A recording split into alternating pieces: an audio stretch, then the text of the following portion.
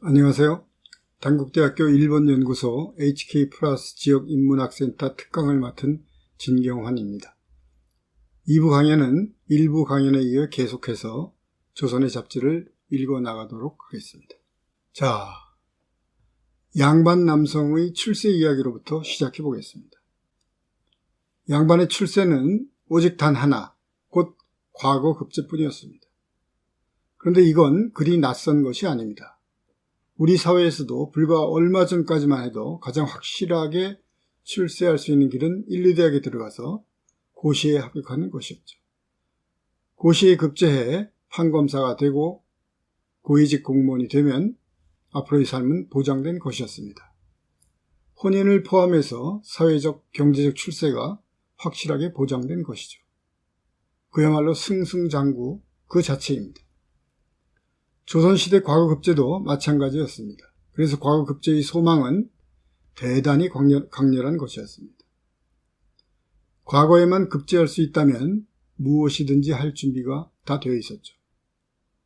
어릴 때부터 오로지 과거 공부에만 매달린 것은 당연한 일이었습니다. 성년이 되어 이제 과거를 치를 때가 오면 산에 들어가 공부를 하는 이들이 많았던 것은 근래나 마찬가지였습니다. 과거에 급제하라는 소망을 담은 선물이 오고 간 것은 물론입니다. 앞에서 혼인식을 묘사한 그림에서도 본 바 있습니다. 김홍도가 그린 해탐노화라는 작품을 보겠습니다.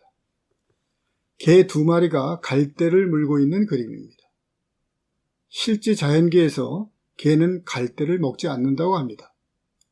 그러니 이 그림에서는 어떤 의미를 읽어낼 필요가 있겠습니다. 우선 개는 등이 갑옷을 입은 것처럼 딱딱합니다. 그런데 갑옷이라고 할 때 이 갑은 앞에서 보았듯이 으뜸 혹은 1등이라는 뜻입니다. 그러니 개를 그린 것은 과거에 급제하라는 것이죠. 2마리를 그린 것은 소가와 대가를 한꺼번에 통과하라는 소망이고요. 그렇다면 개들이 갈대를 물고 있는 건 어떻게 설명할까요? 갈대는 한자로 로라고 씁니다. 그런데 그 글자는 중국말로 려자와 음이 같습니다. 저 려자는 궁중에 들어가 임금이 내려주는 고기 혹은 그 고기를 먹는다는 의미입니다. 그러니 개 2마리가 갈대를 물고 있는 저 그림은 과거에 급제를 해서 궁중에 들어가 임금에게 인정을 받게 되어 앞으로 출세가 보장된다는 의미를 담은 것이죠. 다른 그림으로는 물고기, 잉어가 강물, 곧 황하를 거슬러 올라가 높은 절벽을 뛰어넘는다는 소위 등용문도입니다. 물고기가 뛰어올라 용문에 오른다는 뜻입니다.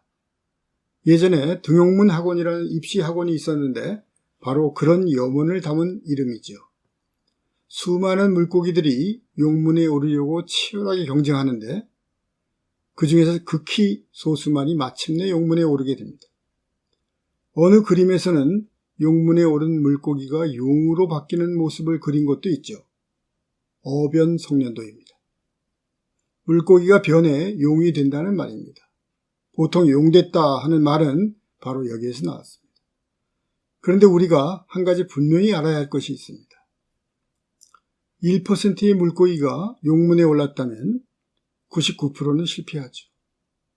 그 물고기들은 용문에 오르려고 절벽에 여러 번 이마를 찧었지만 결국은 실패하고 맙니다. 그놈들은 이마를 찧고 또 찧어서 이마가 시퍼렇게 멍이 들었을 겁니다. 그 물고기들을 점액이라고 했습니다. 이마에 점이 찍혔다는 말입니다. 멍이 든 것을 그렇게 표현했죠. 하지만 마치 지울 수 없는 낙인을 이마에 달게 되었다는 말이겠습니다. 소위 루저의 낙인이죠. 우리는 지금 승자 독식, 곧 이긴 자가 모든 것을 차지하는 세상에 살고 있습니다. 패자는 패배를 인정하고 말없이 승자의 독식을 부러운 눈으로 바라보야만 합니다.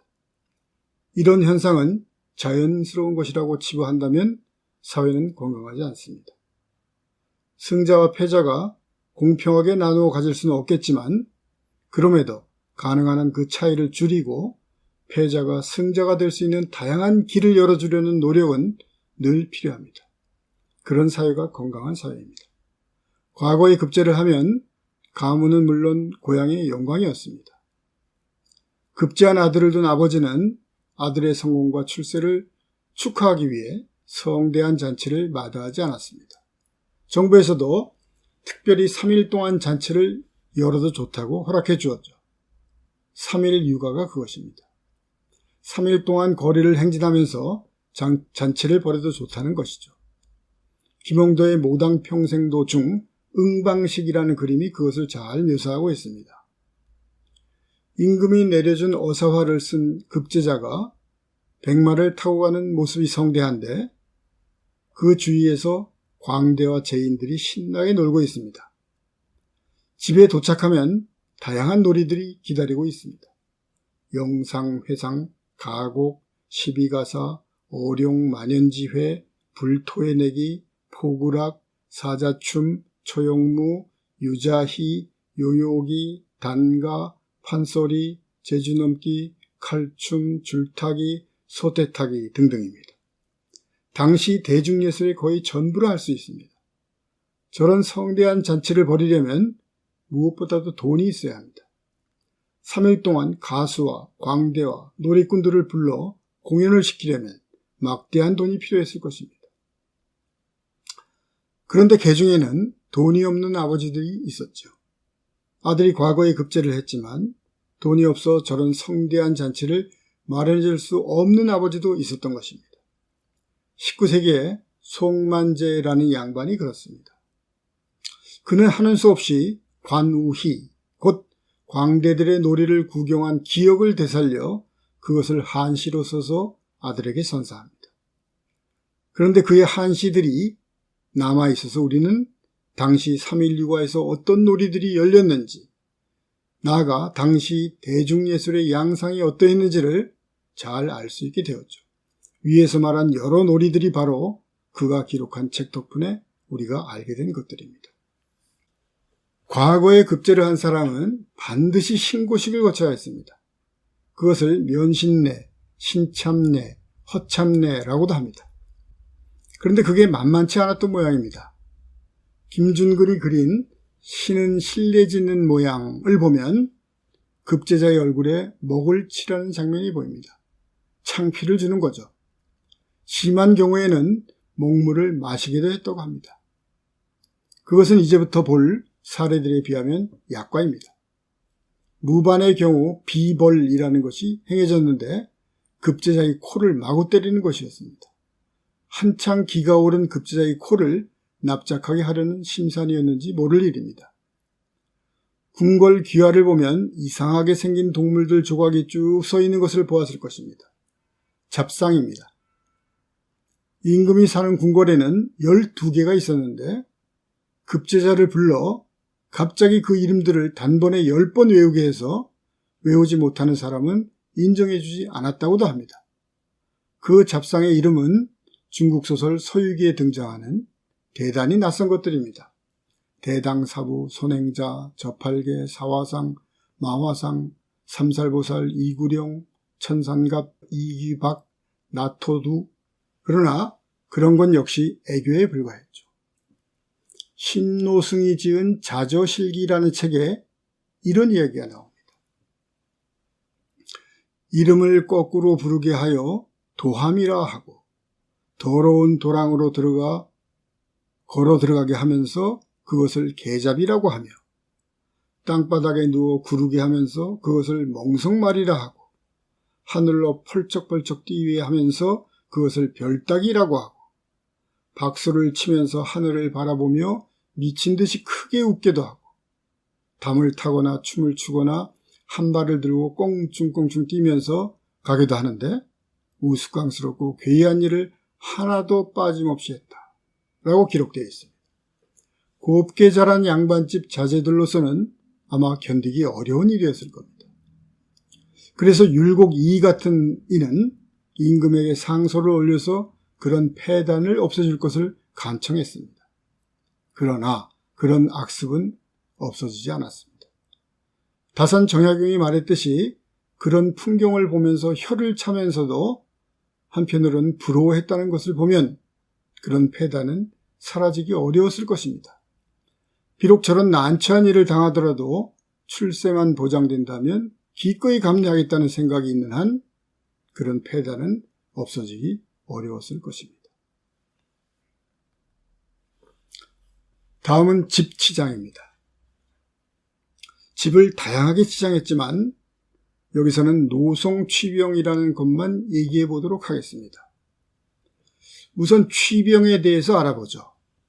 취병은 동골도와 김홍도의 사계 풍속 도병이라는 그림에서 보듯이 대나무 줄기로 틀을 만들고 그 위에 상록수를 덮어서 만든 일종의 가설담을 말합니다.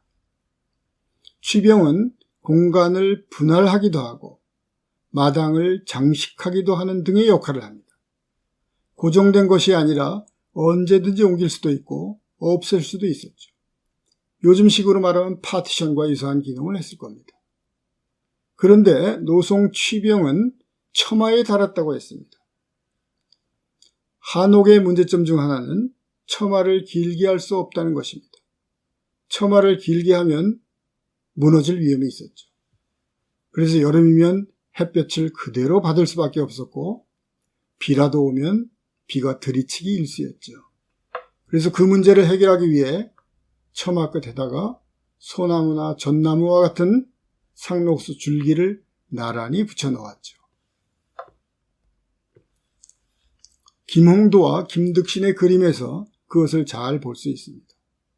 그것을 다른 말로 송첨 혹은 송붕이라고 했습니다. 그런 걸 처마에 붙여 놓으면 비도 덜 들이칠 뿐 아니라 빗물이 부딪혀 떨어지는 소리를 운치 있게 들을 수도 있고 저녁이면 그 사이로 떠오르는 달을 구경할 수도 있었죠. 양반들의 취향이 대단히 고급스러웠습니다. 그러나 문제는 비용입니다. 그 나무들이 시들게 되면 다 떼어내고 새 것을 달아야 했을 테니 그 비용이 만만치 않게 들었을 것입니다. 못을 내려면 그에 맞는 돈을 지불해야 하는 건 예나 지금이나 마찬가지입니다. 다음은 화훼, 곧 화초 키우기입니다. 경도 잡지에 이런 말이 보입니다. 양, 화훼, 능치, 외, 소철, 종료, 연중, 추해당, 위, 귀. 어느 번역본에서는 이렇게 번역을 했더군요. 화초를 가꾸는 능력은 외인들의 소철이나 종료에까지 미친다. 중국 연경에서는 가을에 해당을 귀히 여긴다. 완전히 잘못된 번역입니다. 이 말은 이런 뜻입니다. 일본의 소철과 종료 그리고 북경의 추해당을 잘 기르는 것을 귀하다고 여긴다. 추해당을 가을에 해당하라고 했으니 참 답답한 노릇이죠. 그런데 소철이나 종려는 일본 남부지방에서 자라는 나무입니다. 그런 나무를 서울에서 키우니 그건 참으로 대단한 일이었을 겁니다. 그래서 저런 말을 했던 것이죠. 그런데 겨울엔 어떻게 했을까요? 소철, 특히 야자나무의 일종인 종려는 얼어 죽고 말았을 겁니다. 이 문제를 해결한 유일한 길은 온실입니다. 서울 양반집에서 온실이 어떤 모양으로 있었는지에 대해 알 수 있는 자료가 없어서 단언하기는 어렵습니다만 동골도에서 온실의 모습을 찾아볼 수 있고 특히 1450년에 식의 전순이가 만든 온실이 있었던 것을 보아 다양한 크기와 기능의 온실들이 있었을 가능성은 충분히 짐작해 볼 수 있을 것입니다. 여하튼 서울 양반들의 화초 사랑은 참으로 대단했습니다. 김홍도의 만절쟁경이라는 그림을 보면 양반들이 승경도 놀이를 하고 있는 뒤로 여러 빛깔의 국화 화분들이 놓여 있습니다. 정조 때 그려진 태평성시도를 보면 시장에 화초를 파는 가게가 성황을 이루고 있는 것을 볼 수 있습니다.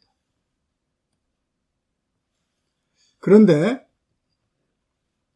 이러한 화초, 나무 사랑은 무엇보다도 돈이 있어야만 가능한 취미이고 취향이었습니다. 돈이 없는 양반들은 그래서 다른 방도를 생각해냈죠. 의원, 곧 상상의 정원이 그것입니다. 이용휴라는 사람이 한 상상이 그럴듯합니다. 좀 길지만 같이 읽어보도록 하겠습니다. 나는 일찍이 한 가지 상상을 한 적이 있다. 깊은 산중 인적 끊긴 골짜기가 아닌 도성 안에 외지고 조용한 한 곳을 골라 몇 칸 집을 짓는다. 방 안에 검은고와 서책, 술동이와 바둑판을 놓아두고 석벽을 담으로 삼고 약간 평의 땅을 개간하여 아름다운 나무를 심어 멋진 새를 부른다. 그 나머지는 남새밭을 갖고 채소를 심고 그것을 캐서 술안주로 삼는다. 또 콩시렁과 포도나무 시렁을 만들어 서늘한 바람을 쐰다. 처마 앞에는 꽃과 수석을 놓는다. 꽃은 얻기 어려운 것을 구하지 않고 사시사철 묵은 것과 새 것이 이어 피도록 할 것이며 수석은 가져오기 어려운 것을 찾지 않고 작지만 야위어 뼈가 드러나고 괴기한 것을 고른다. 뜻이 맞는 한 사람과 이웃하되 집을 짓고 집안을 꾸밈이 대략 비슷하다. 대나무를 엮고 살인문을 만들어 그리로 오간다. 마루에 서서 이웃을 부르면 소리가 미처 끝나기도 전에 그의 발이 벌써 토방에 올라와 있을 것이다. 아무리 심한 비바람이라도 방해받지 않는다. 이렇게 하여 넉넉하게 논일며 늙어가리라. 다음은 담배 이야기입니다. 담배는 일본을 거쳐 조선에 들어왔습니다. 포르투갈어로 타바코라고 한 것이 일본에 들어오면서 담박괴가 되고 그것이 다시 담바고가 되고 나중에 담배가 되었죠. 담배는 그 전파력이 대단했습니다. 담배가 들어온 지 얼마 되지 않아 조선 전역에서 누구나 담배를 피웠죠. 장유가 쓴 계곡만필의 전언에 따르면 담배 도입 이후 불과 20년 만에 일어난 현상입니다. 이렇게 기록되어 있습니다. 남용초를 피우는 법은 본래 일본에서 나왔다. 여기서 남용초는 담배입니다. 일본 사람들은 이것을 담박괴라고 하면서 이 풀의 원산지가 남양의 제국이라고 말하고 있다. 우리나라에는 20년 전에 처음으로 이것이 들어왔는데 지금은 위로 공경으로부터 아래로 가마꾼과 초동 목수에 이르기까지 피우지 않는 사람이 없다. 담배가 대중화되면서 고급 담배에 대한 열망도 커져서 남초에 대해서 서초라는 고급 담배가 나왔습니다. 그것을 금사연이라고 했습니다. 마치 연기가 금빛 시로라기처럼 피어오른다는 그 담배 말입니다. 우리나라는 담배 예절이 각별합니다. 아버지와 아들이 맞담배를 할 수 없죠. 그런데 처음 담배가 들어와서는 누구나 다 함께 피웠는데 왜? 그리고 언제부터 그런 엄격한 예절이 생겨났을까요? 제가 찾아본 보로는 18세기 중엽부터인데 단적으로 얘기해서 그럴 만한 무슨 근거가 확실히 있었던 것은 아닙니다. 그저 보기에 건방져 보인다는, 말하자면 극히 주관적인 감정의 결과였던 셈이죠. 담배가 유행을 하니 당연히 담배가게들도 융성해졌겠죠. 그래서 담배가게들은 서로 경쟁적으로 호객행위를 했을 겁니다. 그 호객행위 가운데 하나가 책을 읽어주는 것이었습니다. 그 책은 물론 소설, 그 중에서도 영웅들이 싸우는 영웅소설들입니다. 조웅전이니 소대성전이니 유충열전이니 하는 것들입니다. 김홍도의 담배 썰기라는 그림에서 담배를 썰고 정리하는 사람 옆에서 책을 읽고 있는 사람이 보입니다. 그가 아마 손님들을 상대로 소설을 읽어주었을 겁니다. 그런 사람을 강독사라고 했습니다. 그는 아마 실감나게 소설을 읽어줬을 겁니다. 이런 기록이 보입니다. 옛날 어떤 한 남자가 종로거리 담배가게에서 누군가가 읽어주는 소설을 듣다가 이야기가 영웅이 뜻을 이루지 못해 시리한 대목에 이르자 눈을 부릅뜨고 입에 거품을 물면서 담배 썰던 칼을 들고 곧바로 달려들어 소설 읽는 사람을 찔러 그 자리에서 죽게 했다. 얼마나 실감나게 읽어주었으면 듣는 사람이 그런 행동을 했을까요? 여기서 당시 소설에 대한 열망 또한 강력했음을 알 수 있습니다. 담배 유행은 담배 관련 공예품의 발전을 촉진시켰습니다. 담뱃잎을 넣고 다니던 쌈지에서 은으로 만든 담뱃갑으로 발전한다든지 담배를 핀 다음에 입에 괜 쓴 침을 뱉는 타구가 고급화된다든지 담뱃대의 종류와 수준이 아주 다양해졌죠. 그 중에서 눈에 띄는 것은 담뱃대의 길이가 점차 길어졌다는 점입니다. 신윤복의 쌍검대무에서 칼춤을 구경하는 양반과 기녀들의 담뱃대 길이가 엄청 길다는 것을 볼 수 있습니다. 상좌의 양반의 담뱃대는 특히 깁니다. 저렇게 긴 담뱃대에 스스로 불을 붙일 수 있었을까요? 아마 어려웠을 겁니다. 그래서 불을 붙여주는 아이가 별도로 필요했습니다. 그림 오른쪽에 담뱃대를 들고 있는 아이가 바로 그입니다. 연동입니다. 담배아이입니다. 담뱃대의 길이를 늘려 체면을 세워보려고 연동을 따로 두어야 했다니 참으로 우스꽝스러운 일이 아닐 수 없습니다. 그림을 본 김에 춤을 보겠습니다. 춤은 반드시 대무, 곧 두 사람이 마주보며 추었습니다. 물론 두 사람만 추었다는 게 아니라 혼자서는 추지 않았다는 말입니다. 두 사람이 마주보면서 춤을 추었는데 특히 당시 서울에서는 남자와 여자가 한 쌍이 되어 춤을 추는 게 유행이었다고 합니다. 신윤복의 남양만흥이라는 그림에서 그런 장면을 볼 수 있습니다. 산속에서 추는 걸 보니 남녀가 어울려 추는 춤은 비밀리에 이루어진 것 같습니다. 그런데 남자와 여자의 춤은 양상이 좀 다릅니다. 남자는 소매를 떨치고 여자는 손을 뒤집습니다. 춤에도 유행과 격식이 있었던 것이죠. 이제 마지막으로 노름, 그 중에서도 가장 크게 유행했던 투전에 대해 알아보도록 하겠습니다. 투전은 요즘식으로 말하면 일종의 화투 같은 것인데 패가 훨씬 더 많고 이상하게 생긴 글자들이 그려져 있었습니다. 투전이 언제 들어왔는지에 대해서는 여러 이견이 있습니다.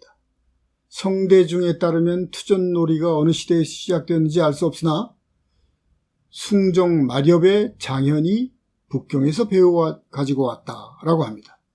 이후 이규경은 숙종 때 역관 장현은 옥산부 대빈의 부 형의 조카로 후에 반역죄로 죽임을 당했는데 중국의 법을 약간 변화시켜서 이 길을 만들었다고 하여 좀 더 자세히 언급하고 있죠. 이들의 주장에 따르면 투전은 대략 17세기 중엽에 조선에 들어왔습니다. 투전이 수입되자 마치 이전 광해군 때 담배가 들어온 이후 아주 짧은 시간 내에 남녀노소 두루 피워댔던 것처럼 투전도 위로는 사대부의 자제들로부터 아래로는 한간의 서민들까지 모두 투전에 빠져들었습니다. 윤기라고 하는 사람은 투전의 실상에 대해 자세히 언급하고 있습니다. 시입니다. 촌사내가 일하기는 싫어하고 오직 투전만을 좋아해서 온종일 밤중까지 버슬불로 돈 내기 하네. 봉두남발의 벌건 눈으로 모양은 미치광이와 흡사하여 주머니 돈도 다 떨어지고 몸에 온전한 옷조차 없으니 빚을 내거나 전당을 잡히고 속임수에 도둑질까지 하네. 이웃집들도 모두 미워하니 친인척인들 가련히 여기랴. 안악은 곡하고 나무라며 하늘을 부르짖으며 호소하기를 투전이 어떤 물건이기에 내 마음이 이토록 상하게 하나. 치마는 훔치듯 빼앗고 솥단지는 버리듯 팔아서 이후로 3일을 굶주려도 한 번 가면 돌아오지 않네. 독수공방 탄식뿐이고 여러 아이들 울며 잠들지 못하네. 바라건대 단번에 죽어버렸으면 괴로운 눈물이 실처럼 흐르네. 남편이 안하게 말을 듣더니 눈을 부라리며 갑자기 앞에 나타나 만사를 내 좋은 대로 하는데 누가 지난 잘못을 따지는가. 재물은 있다가도 없는 것, 밝은 달도 길었다 차는데 내가 지금 장성한 나이로 어찌 네 말을 뉘우치랴. 부모도 금지할 수 없고 관청도 권세를 잃었는데 안악내가 군만을 좋아하니 내 주먹 맛을 실컷 봐야 하리. 죽든 살든 내 마음대로 하라. 노름이나 하며 내 평생을 마치리라. 발로 단지를 깨트리고 나가니 그 기세가 양양하네. 투전 열풍은 패가 망신으로야 끝을 보았습니다. 그러고도 기세가 양양하다니 더 볼 곳이 없습니다. 세상에는 스스로를 해치고 내버려서 패가 망신하는 일인데도 한 번 빠져들면 제 정신을 잃고 돌아올 줄 모르는 것이 세 가지가 있으니 술과 여색과 투전이다 라는 말이 결코 과언이 아닙니다. 사정이 이러니 투전과 투전꾼들에 대한 질타 또한 상당했습니다. 그 중에서 이 학교의 비난이 가장 강렬했죠. 좀 길지만 같이 읽어보도록 하겠습니다. 투전 도박에 어찌 우리들이 손에서 잡고 있을 것이겠소. 비록 돈을 많이 땄다고 하더라도 그 돈은 반드시 패가 망신한 자제들의 손에서 나온 것이며 그들 부모와 처자식이 피와 땀을 모두 쏟아낸 것들이죠. 만약 자기 자신이 돈을 잃었다면 그 돈은 또한 자기 자신의 부모와 처자식들의 피와 땀을 쏟아낸 것이라 합니다. 이 같은 돈을 펑펑 허비하면서도 태연하게 부끄러워할 줄 모른다면 어찌 슬퍼하지 않을 수 있겠소. 투전 도박을 하는 자들은 흔히 무료하고 심심해서 한다고 핑계를 댄답니다. 사람이 이 세상에 태어나서 온갖 일에 마음을 쓰이고 몸이 얽혀있죠. 이 같은 마음과 몸은 잠시라도 한가할 겨를이 없죠. 어찌 무료하고 심심하다는 말이 나올 수 있겠나요? 만에 하나 무료하고 심심하다면 목침을 괴고 다리를 펴고서 한바탕 낮잠이나 자는 편이 더 나을 것입니다. 썩은 나무는 아로새길 수 없는 것처럼 낮잠이 무용한 것이긴 합니다. 그렇지만 도박 때문에 몸도 망치고 마음도 더럽혀서 평생토록 치욕을 받는 것보다 나을 겁니다. 투전 노름이 부모와 처자식이 피와 땀을 쏟아내서 만든 돈을 함부로 허비하는 것이라는 이 학교의 통렬한 비판은 그러나 투전꾼들에겐 그야말로 마이동풍이었습니다. 부모가 울며 금지시켜도 듣지 않고 국법으로 누차 언금해도 그치지 않으며 벗들이 책망하면 도리어 성을 내며 절교하고 처자가 만류하면 도리어 호통을 치며 꾸짖는다고 했으니 말입니다. 결국 나라에서 금지할 지경이었지만 막을 도리가 없었습니다. 잡기 가운데 투전으로 인한 폐단의 문제는 사대부들까지 모두 거기에 빠져 있다고 하니 한마디로 말해서 수치스러운 일이다.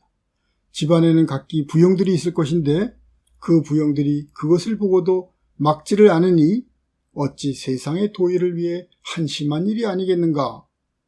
임금도 이렇게 그저 탄식만 했을 뿐이었습니다. 마지막으로 투전을 그린 그림 몇 개를 보도록 하겠습니다. 성협의 투전판을 보면 투전을 하는 사람들의 구성이 다채롭습니다. 양반도 있고 포수도 있으며 상을 당했는지 삼배 모자를 쓰고 있는 사람도 있습니다. 상투바람인 사람도 있고 이는 한마디로 돈놀이 앞에서는 양반도 상놈도 초상이나도 체면도 다 쓸데없는 것이 되어버리고 말았음을 말해주고 있습니다. 김홍도의 아들인 김양기가 그린 투전에는 더 많은 정보를 담고 있습니다. 음식을 나르는 여인들이 있는 것으로 보아 투전을 본격적으로 하도록 하는 장소가 따로 있었음을 알 수 있습니다. 요즘식으로 말하면 하우스가 등장한 셈입니다.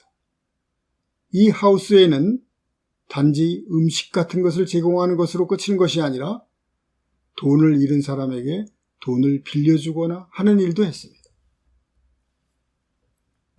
마지막 그림은 김윤보의 포교, 포잡기. 이 그림은 포교들이 투정꾼을 습격하는 장면을 묘사했는데 저 집이 바로 전문 도박장입니다.